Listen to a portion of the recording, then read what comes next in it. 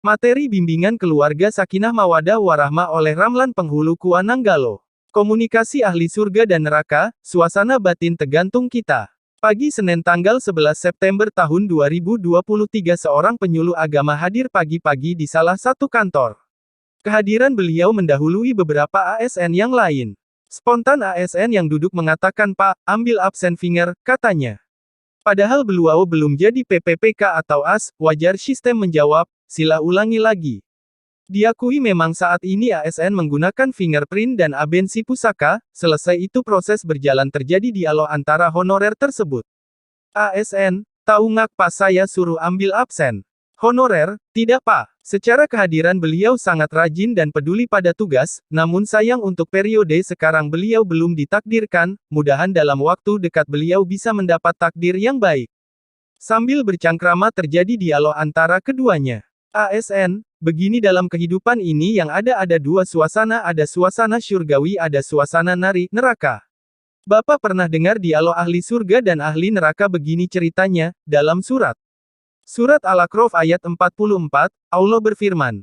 Artinya, dan penghuni-penghuni surga berseru kepada penghuni-penghuni neraka, dengan mengatakan, sesungguhnya kami dengan sebenarnya telah memperoleh apa yang Tuhan kami menjanjikannya kepada kami. Maka apakah kamu telah memperoleh dengan sebenarnya apa azab yang Tuhan kamu menjanjikannya kepadamu? Mereka penduduk neraka, menjawab, betul. Kemudian seorang penyeru, malaikat, mengumumkan di antara kedua golongan itu, kutukan Allah ditimpakan kepada orang-orang yang zalim. Tafsir Kementerian Agama menerangkan, setelah berada di surga dan bersyukur kepada Allah atas nikmat dan karunia yang diperoleh, para penghuni surga menyeru penghuni-penghuni neraka, wahai penghuni neraka, sungguh kami kini telah memperoleh secara nyata, setelah sebelumnya kami yakini dalam hati apa yang dijanjikan Tuhan kepada kami yaitu surga dan berbagai kenikmatan yang ada di dalamnya itu benar. Maka apakah kamu juga telah memperoleh, yakni merasakan, apa yang dijanjikan Tuhan kepadamu berupa siksaan dan azab yang pedih bagi para penentang dan pendurhaka itu benar? Mereka penghuni neraka menjawab, benar, kami telah mendapatkannya dan kini kami benar-benar dalam keadaan tersiksa. Kemudian penyeru, malaikat, mengumumkan di antara mereka, laknat Allah bagi orang-orang zalim.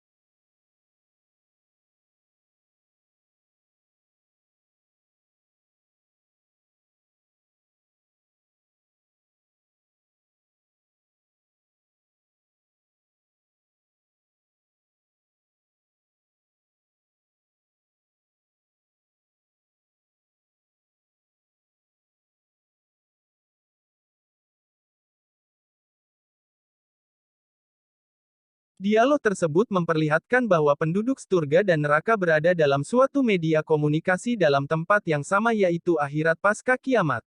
Agaknya kehidupan di dunia juga seperti itu, kita berada pada tempat yang sama tapi suasana batin berbeda. Katakanlah saudara saya 35 tahun di penjara, makan dan minum di penjara, tidur di penjara tapi batinnya aman karena dia bukan narapidana namun punya kegiatan di penjara. Begitu juga sahabat saya di rumah sakit sudah puluhan tahun lamanya namun dia tidak jadi pasien. Dunia ini mungkin bisa kita katakan suasana batin orang yang aman nyaman adalah meyakini Allah Subhanahu wa Ta'ala. Sehubungan dengan hal tersebut suasana dunia ini perlu kita pahami ayat ini, Allah Subhanahu wa Ta'ala berfirman. Tidakkah kamu memperhatikan bahwa Allah telah menundukkan apa yang ada di langit dan apa yang ada di bumi untuk kepentinganmu dan menyempurnakan nikmatnya untukmu lahir dan batin. Tetapi di antara manusia ada yang membantah tentang keesaan Allah tanpa ilmu atau petunjuk dan tanpa kitab yang memberi penerangan. Qs. Luqman 31, ayat 20. Allah Subhanahu wa Ta'ala berfirman. Dan ingatlah ketika Ibrahim berkata, Tuhanku, perlihatkanlah kepadaku bagaimana engkau menghidupkan orang mati. Allah berfirman, belum percayakah engkau? Dia Ibrahim menjawab, aku percaya, tetapi agar hatiku tenang, mantap. Dia Allah berfirman, kalau begitu, ambillah 4 ekor burung, lalu cincanglah olehmu, kemudian letakkan di atas masing-masing bukit satu bagian, kemudian panggillah mereka, niscaya mereka datang kepadamu dengan segera. Ketahuilah bahwa Allah Maha Perkasa, Maha Bijaksana. Qs. Al-Baqarah 2, ayat 260. Allah Subhanahu wa Ta'ala berfirman, dan Allah tidak menjadikannya pemberian bala bantuan itu, melainkan sebagai kabar gembira bagi kemenanganmu, dan agar hatimu tenang karenanya. Dan tidak ada kemenangan itu, selain dari Allah yang Maha Perkasa, Maha Bijaksana. Qs. Ali Imran 3, ayat 126. Allah Subhanahu wa Ta'ala berfirman, barang siapa kafir kepada Allah setelah dia beriman, dia mendapat kemurkaan Allah kecuali orang yang dipaksa kafir padahal hatinya tetap tenang dalam beriman, dia tidak berdosa tetapi orang yang melapangkan dadanya untuk kekafiran, maka kemurkaan Allah menimpanya dan mereka akan mendapat azab yang besar. Qs. An-Nahl 16, ayat 106. Engkau boleh menangguhkan menggauli siapa yang engkau kehendaki di antara mereka, para istrimu, dan boleh pula menggauli siapa di antara mereka yang engkau kehendaki. Dan siapa yang engkau ingini untuk menggaulinya kembali dari istri-istrimu yang telah engkau sisihkan, maka tidak ada dosa bagimu. Yang demikian itu lebih dekat untuk ketenangan hati mereka, dan mereka tidak merasa sedih, dan mereka rela dengan apa yang telah engkau berikan kepada mereka semuanya. Dan Allah mengetahui apa yang tersimpan dalam hatimu. Dan Allah Maha Mengetahui, Maha Penyantun. Qs. Al-Ahzab 33, ayat 51. Allah Subhanahu wa Ta'ala berfirman, Allah telah menurunkan perkataan yang paling baik, yaitu Al-Quran yang serupa ayat-ayatnya, lagi berulang-ulang, gemetar karenanya kulit orang-orang yang takut kepada Tuhannya, kemudian menjadi tenang kulit dan hati mereka ketika mengingat Allah. Itulah petunjuk Allah, dengan kitab itu dia memberi petunjuk kepada siapa yang dia kehendaki. Dan barang siapa dibiarkan sesat oleh Allah, maka tidak seorang pun yang dapat memberi petunjuk. Qs. Az-Zumar 39, ayat 23. Allah Subhanahu wa Ta'ala berfirman, Allah telah menurunkan perkataan yang paling baik, yaitu Al-Quran yang serupa ayat-ayatnya, lagi berulang-ulang, gemetar karenanya kulit orang-orang yang takut kepada Tuhannya, kemudian menjadi tenang kulit dan hati mereka ketika mengingat Allah. Itulah petunjuk Allah, dengan kitab itu dia memberi petunjuk kepada siapa yang dia kehendaki. Dan barang siapa dibiarkan sesat oleh Allah, maka tidak seorang pun yang dapat memberi petunjuk. Qs. Az-Zumar 39, ayat 23. Allah Subhanahu wa Ta'ala berfirman, sungguh, Allah telah meridai orang-orang mukmin ketika mereka berjanji setia kepadamu, Muhammad, di bawah pohon, dia mengetahui apa yang ada dalam hati mereka, lalu dia memberikan ketenangan atas mereka dan memberi balasan dengan kemenangan yang dekat. Qs. Al-Fat 48a.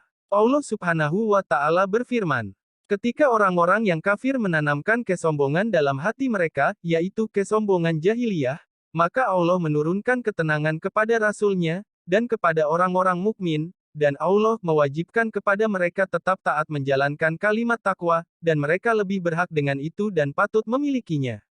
Dan Allah Maha Mengetahui segala sesuatu. Qs. Al-Fat 48, ayat 26. Allah Subhanahu wa Ta'ala berfirman, bersabarlah Muhammad dan kesabaranmu itu semata-mata dengan pertolongan Allah dan janganlah engkau bersedih hati terhadap kekafiran mereka dan jangan pula bersempit dada terhadap tipu daya yang mereka rencanakan. Qs. An-Nahl 16, ayat 127.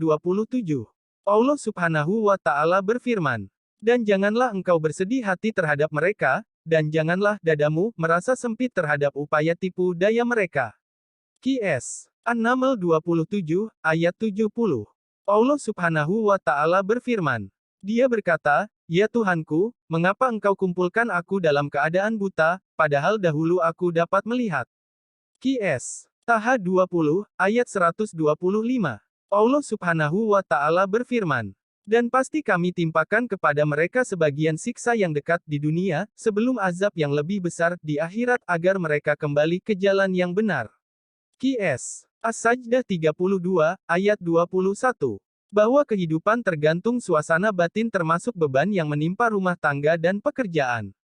Dalam tempat yang sama bisa susana batin yang berbeda, untuk itu tugas kita adalah menyerahkan sepenuhnya kepada Allah dan berbuat dengan baik menuju kematian dan akhirat.